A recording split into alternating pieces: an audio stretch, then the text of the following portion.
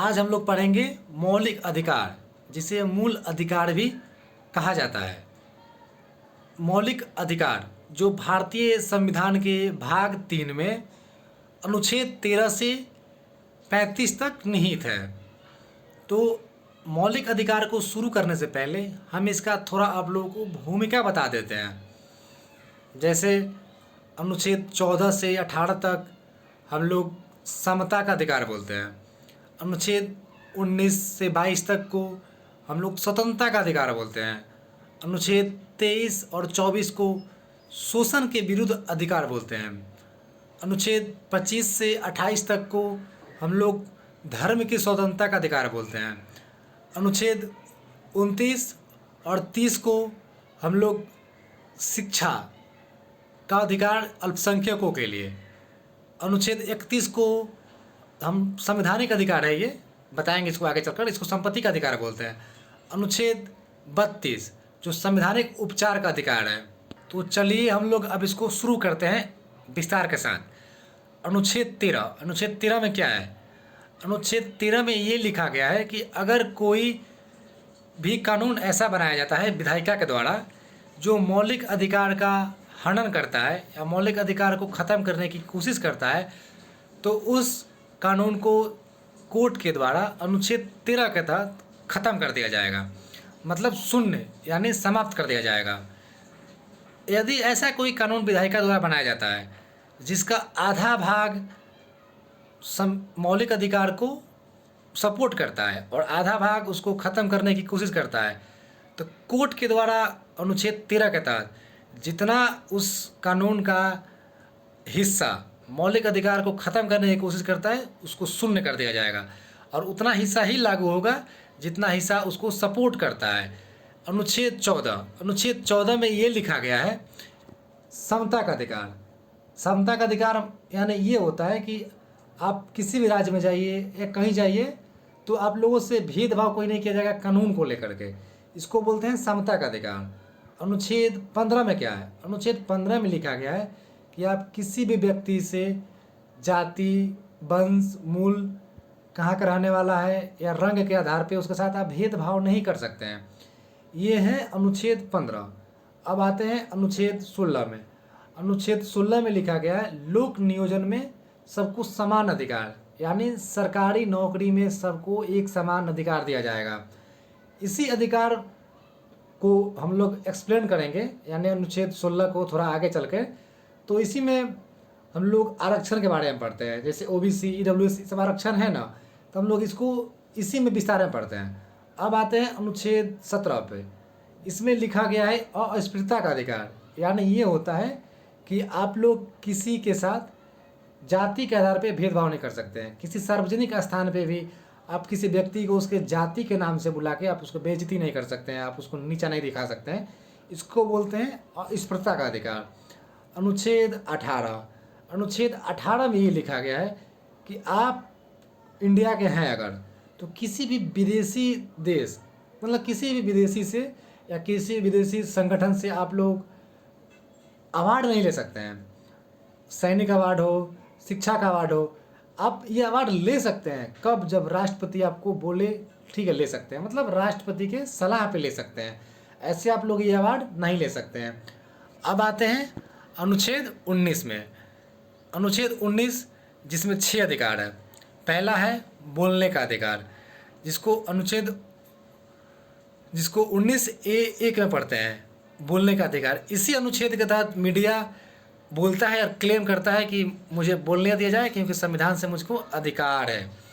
उसमें कोर्ट में भी कंप्लेन कर सकता है अगर इसको रोका जाए तो। दूसरा क्या है? सम्मेलन करने का अधिकार, मतलब हम लोग कोई सम्मेलन कर रहे हैं उसके लिए अधिकार। तीसरा है संगठन बनाने का अधिकार। संगठन यानी ये होता है कि आप कोई पार्टी बना रहे हैं, मतलब कोई भी पार्टी इसी अनुच्छेद के तहत बनता है जिसमें संगठन का अधिकार है। जैसे बीजेपी हुआ, कांग्रेस हुआ, कोई भी नया नया पार्टी बनता है, इसमें संगठन का अधिकार है। चौथा है घूमने का अधिकार, आप देश में कहीं भी घूम सकते हैं। निवास करने का अधिकार, आप देश में कहीं भी निवास कर सकते हैं। बिजनेस का अधिकार, देश में कहीं भी कुछ का बिजनेस आप कर सकते हैं। उसके बाद आते हैं अब अनुच्छेद 20 पे, अनुच्छेद 20 में ये लिखा गया है कि कोई भी कानून किसी व्यक्ति के गलती करने से पूर्व का कानून उस पर लागू नहीं होगा। यानी ये हुआ कि कोई व्यक्ति आज गलती करता है तो उस पर पहले का कानून लागू नहीं होगा।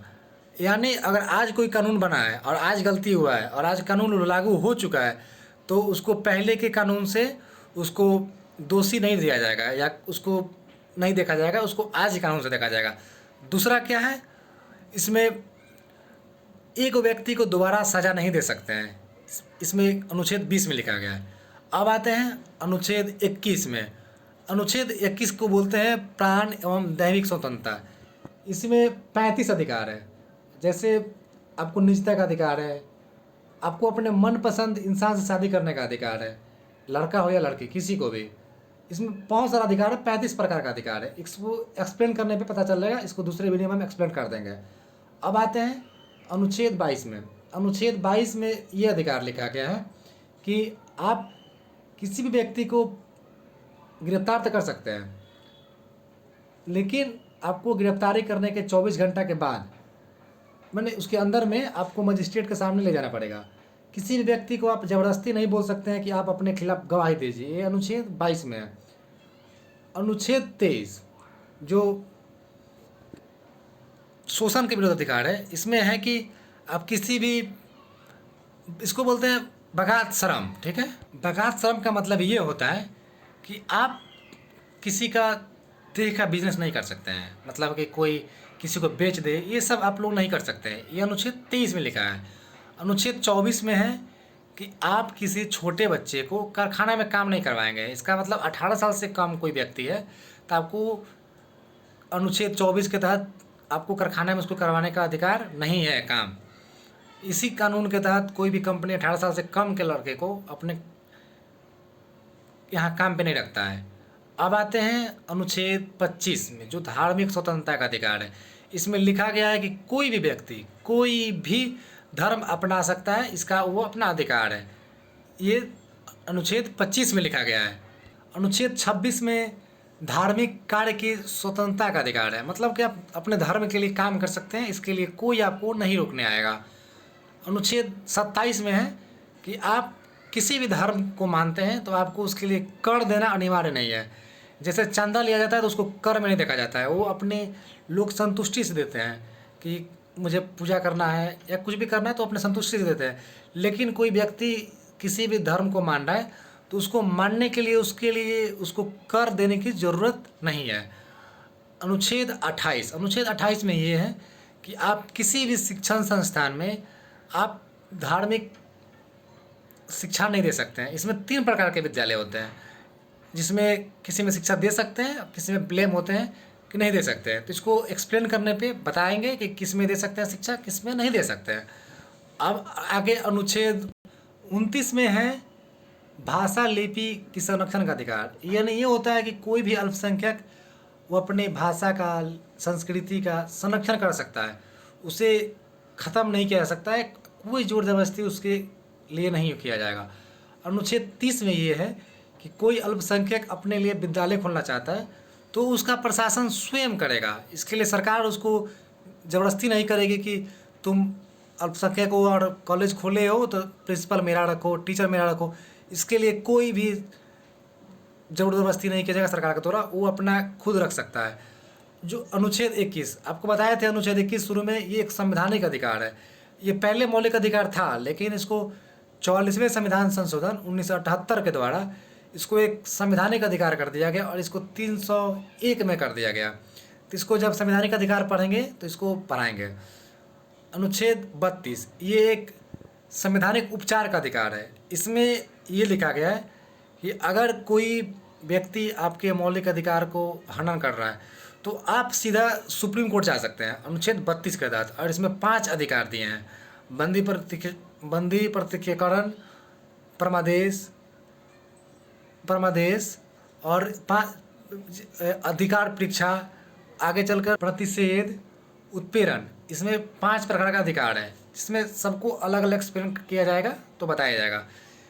इसका मतलब ये है कि आपको कोई भी आपका मौलिक अधिकार को ख़त्म करना चाह रहा है, हनन करना चाह रहा है, तो आप डायरेक्ट अनुच्छेद 32 के तहत आप सीधे सुप्रीम कोर्ट जा सकते हैं। और एक ऐसा कानून, ऐसा नियम और है अनुच्छेद 226, जिसको लेकर के आप हाई कोर्ट जा सकते हैं। अगर आपका मौलिक अधिकार हनन हो रहा है तो आप हाई कोर्ट भी जा सकते हैं, लेकिन अनुच्छेद 226 के तहत जा सकते हैं। अनुच्छेद 33 में लिखा गया है कि संसद किसी जैसे अर्धसैनिक को, मतलब या कोई सीबीआई, रॉ ऐसा में काम करता है तो उसके मौलिक अधिकार को सरकार रोक सकता है, तो उसके लिए कोर्ट नहीं जाएगा। ये अनुच्छेद 33 में लिखा गया है। बस किसके लिए? लेकिन ये उसके लिए है जो जैसे अर्धसैनिक बल, सैनिक, आर्मी वगैरह, तो अगर ज़रूरत पड़ा सरकार को ख़त्म करने के लिए कि थोड़ा इनको कस्ती किया जाए जैसे डिसिप्लिन के लिए, तो सरकार उनको ऐसे रोक लगा सकता है। अनुच्छेद 34 में मार्शल लॉ है। मार्शल लॉ यानी आर्मी के लिए आर्मी लॉ लगाता है। ये किसी क्षेत्र में हो सकता है और पूरे देश में भी लगाया जा सकता है। ये आर्मी के द्वारा लगाया जाता है। अनुच्छेद 35 में ये है कि संसद मौलिक अधिकार को ख़त्म करने के लिए कानून बना सकता है। ख़त्म में मतलब ख़त्म नहीं कर सकता हमेशा के लिए, उसको थोड़ा देर के लिए रोक सकता है। जैसे कोई हमला हुआ, कोई लड़ाई हो गया, उसके लिए थोड़ा सा उसको रोक सकता है, तो उसमें संशोधन कर सकता है। तो इसके लिए अनुच्छेद 35 है। सरकार अनुच्छेद 35 का यूज करके थोड़ा बहुत संशोधन कर सकता है। अब ये मौलिक अधिकार किसको प्राप्त है? ये मौलिक अधिकार विदेशी और नागरिक दोनों को प्राप्त है, लेकिन सारे मौलिक अधिकार विदेशी और नागरिक को नहीं प्राप्त है। नागरिक को सारे मौलिक अधिकार प्राप्त है, लेकिन विदेशी को नहीं। तो इसमें बताते हैं कि विदेशी को कौन सा प्राप्त है, विदेश और नागरिक को। अनुच्छेद 14, अनुच्छेद नहीं, आप देखिए, अनुच्छेद 15, 16, 29, 19 और 30। कौन कौन सा? अनुच्छेद 15, 16, 19, 29 और 30। ये सब मौलिक अधिकार भारतीय नागरिक को प्राप्त है, विदेशी को नहीं। ये 5 अधिकार। और सब मौलिक अधिकार जो बच गए 14 के बाद 18, 19 नहीं, 21, 22, 23, 24, 25, 26, 27, 28, 31, 32, 33, 34, 35, ये सब मौलिक अधिकार विदेशियों को प्राप्त है। 5 अधिकार विदेशियों को नहीं प्राप्त है, नहीं तो सब विदेशी को प्राप्त है। और सब नागरिक को सब अधिकार प्राप्त है, विदेशी को सब प्राप्त नहीं है।